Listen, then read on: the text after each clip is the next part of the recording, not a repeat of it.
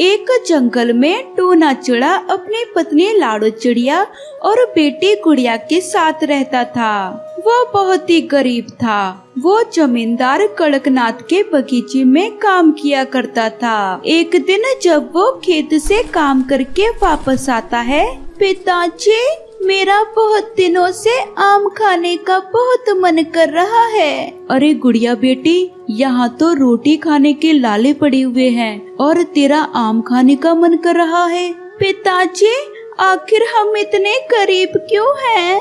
ईश्वर की मर्जी है लाड़ो, और हमें ईश्वर की मर्जी का सम्मान करना चाहिए। दोनों बातें कर ही रहे थे, तभी जमींदार कड़कनाथ आता है। अपनी बेटी को यही बातें सिखाते रहना।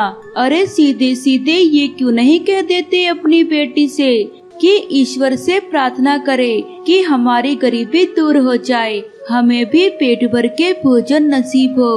बस करो जमींदार जी, बच्चों के सामने इस तरह की बातें नहीं करते, इससे उनके मन में ईश्वर की आस्था कम होती है। लाड़ो तुम खाना लाओ, मुझे बहुत तेज भूख लगी है, जल्दी से खाना लेकर आओ। बोल तो ऐसे रहे हो जैसे कि घर में दाल चावल घी आटा सब्जियां सब बर्बाद कर गए हो। अरे आज भी खाने में हमें सूखी रोटी प्याज और एक मिर्ची मिलेगी। खाने में जो भी मिले हमें उसका सम्मान करना चाहिए। ना जाने कितने लोग तो ऐसे हैं जिनके पास ये भी खाने को नहीं है। जमींदार के बात सुनकर लाड़ो क्रोधित होकर चली जाती है और जमींदार भी वहाँ से चला जाता है। माँ, मैं दूसरे बच्चों को आम खाते हुए देखती हूँ तो मेरा भी बड़ा मन करता है। हाय रे मेरी बेटी, मैं कितनी अभागिन हूँ कि मैं तुझे आम खरीद कर नहीं दिला सकती, लेकिन तू चिंता मत कर, मैं तुझे कल आम दिलवा कर ही मानूंगी। अगले दिन लाड़ो बाजार में अपनी बेटी गुड़िया को लेकर चली गई और एक आम के ठेले के सामने रुककर बोली, भैया मेरी बिटिया का आम खाने का बड़ा मन है। मन तो सबका होता है जी, बस जेब में पैसे होने चाहिए। फिर लाड़ो ने कुछ पैसे निकालकर दुकानदार को दिए।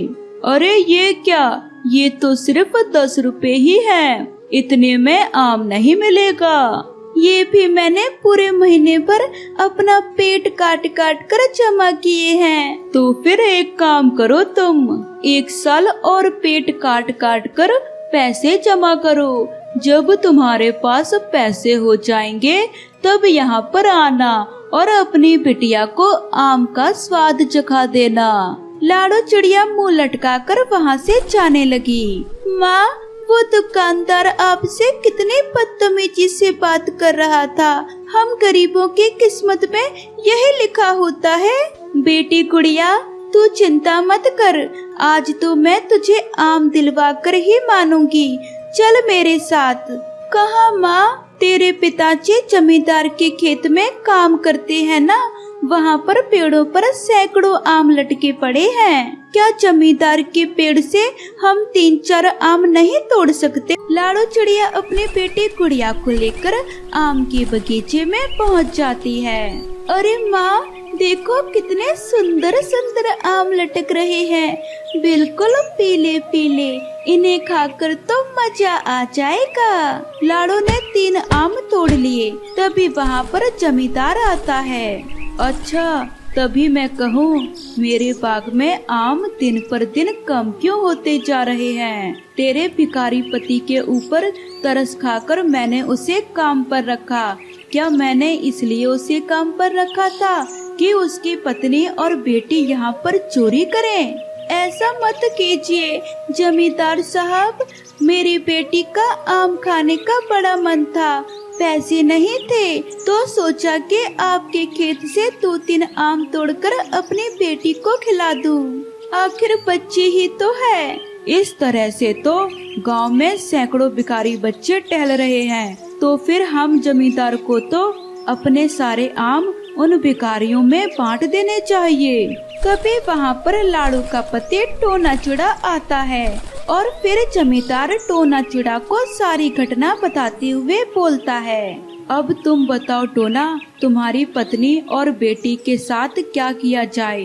तुम जानते हो कि जो मेरे बाग से आम तोड़ता है, मैं उसका क्या हाल करता हूँ। मेरी पत्नी चोर नहीं है जमींदार साहब, बस वो अपनी बेटी का मन रखने के लिए यहाँ तक चली आई। देखते क्या हो जमींदार साहिब, इन तीनों को मार मार कर धक्के देकर बाहर निकाल दो। जमींदार अपने बगीचे से तीनों को बाहर निकाल देता है। वो तीनों रोते हुए अपने झोपड़ी की ओर चले गए।